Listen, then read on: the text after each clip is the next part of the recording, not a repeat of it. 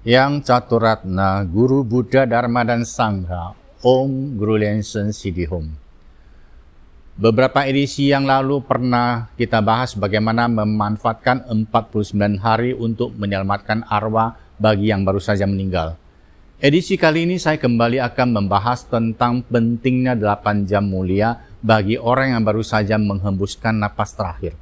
Saudara-saudara, sebagai umat Buddha yang sejati, selama hayat masih dikandung badan, tak henti-hentinya kita mendalami Buddha Dharma yang begitu luas dan dalam. Untuk apa? Tujuannya hanyalah satu, agar kelak dapat mencapai moksa dan terlahir di alam suci. Kalaupun pada akhir kehidupan kali ini kita tak mampu terlahir di alam suci, paling tidak jangan sampai terpuruk di dalam 3 alam samsara. Ada sebuah kondisi pada diri setiap orang yang dapat dibantu untuk tidak terjerumus di 3 alam samsara pada saat jelang wafat, yaitu 8 jam mulia. Itulah sebabnya kita sebagai orang terdekat dari mendiang wajib menuntun orang yang kita cintai di saat-saat terakhir yang mana dirinya begitu pasif, tak mampu berbuat apa-apa tanpa campur tangan kita. Saudara-saudara, penuntunan pada diri mendiang mengapa butuh 8 jam? Karena selama 8 jam setelah napasnya terhenti, 4 elemen pada tubuh mendiang akan terurai, yaitu unsur tanah, air, api, dan udara. Dan rohnya akan segera meninggalkan jasmani. Saat itulah saat yang paling tepat untuk diberi tuntunan. Perihal penuntunan, silakan simak edisi sebelumnya. Sesungguhnya bagi seorang umat Buddha yang sehari-hari tekun bersadana, sekadar dituntun saja sudah akan menyadarkan rohnya menuju alam yang baik, alam yang layak. Saya katakan layak artinya kalaupun bukan ke alam nirwana, paling tidak akan berada di alam surga. Dulu, seorang bhiksuni bernama Leni Fakse yang saya kenal baik, yang semasa hidup menetap di Wihara Chen Fosung di Pekalongan. Setiap saya berdharma bakti ke Pekalongan, beliau yang berperawakan mungil, kurus, dan lanjut usia, selalu berulang-ulang berpesan pada saya, "Sangse, nanti ya kalau saya sudah tutup usia, Sangse mesti datang memimpin doa untuk saya ya." Dan saya pun selalu menjawab, "Iya Fakse, tapi itu masih lama. Nyatanya Fakse masih sehat, suara pun masih lantang." Apa yang saya katakan tidak berlebihan. Meskipun saat itu Leni Fakse sudah lanjut usia, fisiknya masih sehat. Beliau tekun bersadana, suara rapal mantra pun masih kuat, dan rutin berlatih jurus yoga ala Chen Fosung pula. Beberapa tahun kemudian, beliau dijemput putrinya ke Jakarta karena faktor usia. Suatu pagi hari di tahun baru, putrinya menelpon saya, "Sangse, Leni Fakse sudah wafat. Sekarang berada di rumah duka." Karena suasana tahun baru, saya pun datang sendirian ke rumah duka yang disebut. Waktu itu saya masih nyetir mobil sendirian. Di sepanjang jalan saya teringat suatu kali saat kami bersama rombongan umat dalam satu pesawat pulang dari luar negeri, usai menghadiri sebuah upacara agung yang dipimpin oleh Mahacarya Lensen. Leni Fakse pas duduk di kursi yang berseberangan dengan saya. Beliau yang sudah kelelahan segera tertidur pulas di bangku pesawat. Wajah yang saya lihat pada saat itu, krempeng, mengkerut, penuh dengan keriput, dan mulutnya ternganga. Dan wajah itulah yang terus terbayang di benak saya ketika saya berjalan menuju ruang pelayatan. Namun, betapa terkejutnya saya ketika saya melihat dengan dekat wajah mendiang Leni Fakse di rumah duka. Wajah beliau begitu melembut, damai, terkesan mengulum senyum di bibirnya. Amitofo. Saya yakin putrinya juga memanfaatkan 8 jam mulia untuk melakukan penuntunan. Dan saya lebih yakin lagi bahwa tidak perlu sampai 8 jam. Tidak perlu.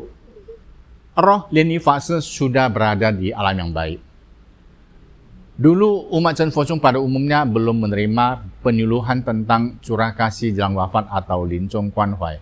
Sehingga banyak keluarga yang bingung menghadapi urusan yang berhubungan dengan rumah duka. Biasanya mereka ikuti cara tradisional saja. Sekitar 20 tahun lalu, pernah seorang umat lansia meninggal di rumah sakit. Beliau salah seorang pengurus wihara. Setelah saya dapat kabar, segera mendatangi rumah sakit. Beliau sudah berada di kamar jenazah sendirian, tak ada siapa-siapa di sampingnya. Saya pun menarik sebuah bangku, duduk di samping dipan dan mulai merapal mantra Padma Kumara untuknya. Berjam-jam kemudian, istri mendiang muncul. Saya bertanya, Sece kemana saja? Anak-anak Sece kemana saja? Dia menjawab, saya pulang mencari beberapa potong pakaian kesukaan Sesyong yang nanti akan dimasukkan ke dalam peti jenazah. Anak-anak ada yang pergi mencari tanah pemakaman, menghubungi kantor surat kabar. Ya, zaman itu belum ada ponsel. Semua berita mesti mengadakan surat kabar. Anak yang lain pergi menghubungi rumah duka dan urusan peti jenazah dan lain sebagainya. Sebelum saya meninggalkan tempat, saya berpesan kepada Sece yang masih terpuruk dalam kesedihan untuk lanjut merapal mantra untuk mendiang. Dia tampak bingung dan hanya bisa meneteskan air mata. Saudara-saudara, memang semua urusan yang disebutkan tadi penting, tapi itu tergolong sekunder. Lantas mana yang primer? Ya, 8 jam mulia. Kita mesti memperjuangkan 8 jam mulia untuk mendiang. Senyaman apapun taman kuburan yang dipilih, seagung apapun dekoran ruang pelayatan, sebesar apapun ukuran surat kabar yang dipasang, semua itu tidak sepenting 8 jam mulia. Hanya melalui upaya perjuangan 8 jam mulia inilah diri mendiang akan terselamatkan.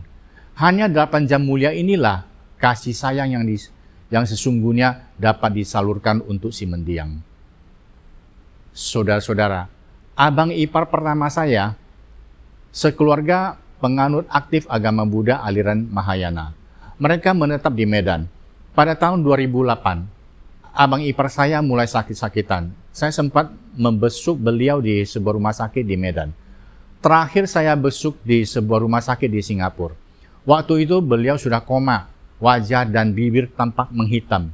Saya pernah beberapa kali coba memberi pengertian kepada encik saya bagaimana caranya menuntun abang ipar bila tiba saatnya wafat. Tetapi encik saya yang tertua ini paling tabu mendengarkan hal ini. Dia sama sekali tidak mau dengar, apapun alasannya. Pada pertengahan tahun 2009, jadwal Dharma Bakti saya sangat padat. Antara lain saya mesti berkunjung ke Kabupaten Cilacap. Ada 3 acara penting di sana sedang menunggu saya, yaitu Lokakarya di kota Cilacap, memimpin upacara pemberkatan nikah di desa Segara Langu, memberi ceramah dharma di Pulau Nusa Kambangan. Ketiga acara ini tidak mungkin saya tunda apalagi batal. Lokakarya melibatkan puluhan peserta dari kota dan desa. Upacara pemberkatan nikah. Yang nikah adalah saudara Tasimun dan saudari Sri Astuti yang waktu itu belum menjadi Dharma Duta. Mereka bisa menyatu berkat sebuah lokakarya yang saya adakan beberapa tahun silam di desa Cilacap, di mana salah satu materi mesti memberi penyuluhan tentang tata cara pemberkatan nikah. Nah, supaya lebih mudah dipahami, saya tunjuk seorang remaja putra dan seorang remaja putri yang juga hadir sebagai peserta lokakarya untuk dijadikan pengantin. Tak disangka beberapa tahun kemudian mereka benar jadian. Jadi saya otomatis ditunjuk sebagai upacarika untuk upacara pemberkatan nikah mereka. Lalu ceramah dharma di Nusa Kambangan sudah dijadwalkan jauh sebelumnya. Kalau dipending mungkin tidak ada kesempatan lagi untuk para napi. Saudara-saudara, baru saja tiba di kota Cilacap dan jadwal pertama adalah menyeberang ke Pulau Nusa Kambangan. Dan saat itulah saya terima SMS dari keponakan yang di Medan bahwa abang ipar saya sudah tiada. Setelah berulang kali saya mempertimbangkan, saya pun ambil keputusan mengutus encik saya nomor 3 yang di Jakarta mewakili saya melayat ke Medan. Saya sendiri tetap naik kapal untuk menyeberang ke pulau. Sebelum naik kapal, semua ponsel mesti diamankan oleh pihak Nusa Kambangan. Untuk itu, saya coba mengirim SMS yang berisi cara penuntunan kepada encik tertua saya. Beliau tidak tahu cara menggunakan WA atau voice note. Mudah-mudahan kali ini beliau bersedia mengikuti anjuran saya memanfaatkan 8 jam mulia untuk mendiang abang ipar.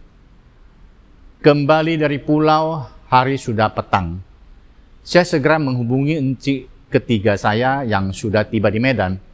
Saya sungguh surprise mendengar bahwa encik pertama saya sempat membaca SMS saya dan akhirnya memperjuangkan 8 jam, bahkan katanya sampai 10 jam untuk melakukan penuntunan di kamar jenazah untuk abang ipar saya. Dan beliau sendirian. Dan yang paling membesarkan hati saya adalah mendiang abang ipar saat didorong keluar dari kamar jenazah, wajah beliau yang tadinya udah mengkerut hitam, tidak lagi mengkerut menderita, dan tidak lagi menghitam. Wajahnya damai, merah segar, dan seperti tertidur pulas. Amitofo. Menurut encik ketiga saya, famili di Medan semua menanyakan mengapa saya yang berhubungan begitu dekat dengan keluarga abang ipar malah tidak melayat ke Medan. Saya sungguh tidak bisa memberi alasan yang kuat. Betapa tidak, saya tidak mungkin mengatakan bahwa saya mesti memimpin sebuah upacara pemberkatan nikah di desa. Saya mesti mengunjungi Nusa Kambangan. Ya, saya rela disalahkan. Yang penting 8 jam mulia telah berhasil diperjuangkan. Saudara-saudara, kehidupan manusia berbeda-beda. Ada yang mujur, ada yang tersungkur. Apapun kondisi kita, tidak penting. Yang penting berhasil memperoleh penuntunan 8 jam mulia di saat terakhir. Ya, 8 jam mulia ibarat P3K. Jangan diabaikan, justru mesti diperjuangkan. Namo Buddhaya.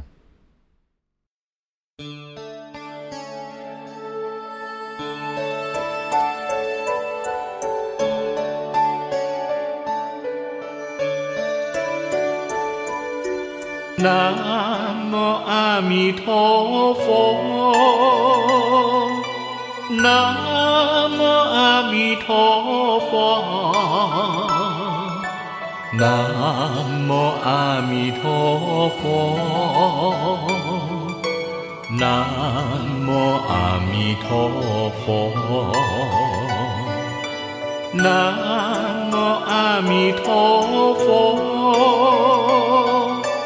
Namo Amitabha. Namo Amitabha. Namo Amitabha. Namo Amitabha.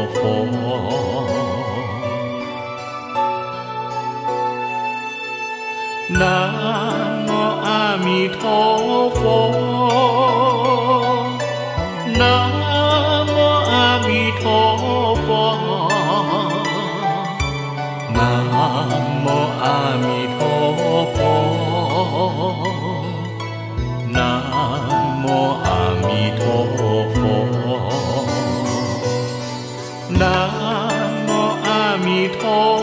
Amitabha. Namo Amitabha. Namo Amitabha. Namo Amitabha. Namo Amitabha. Namo Amitabha. Namo Amitabha.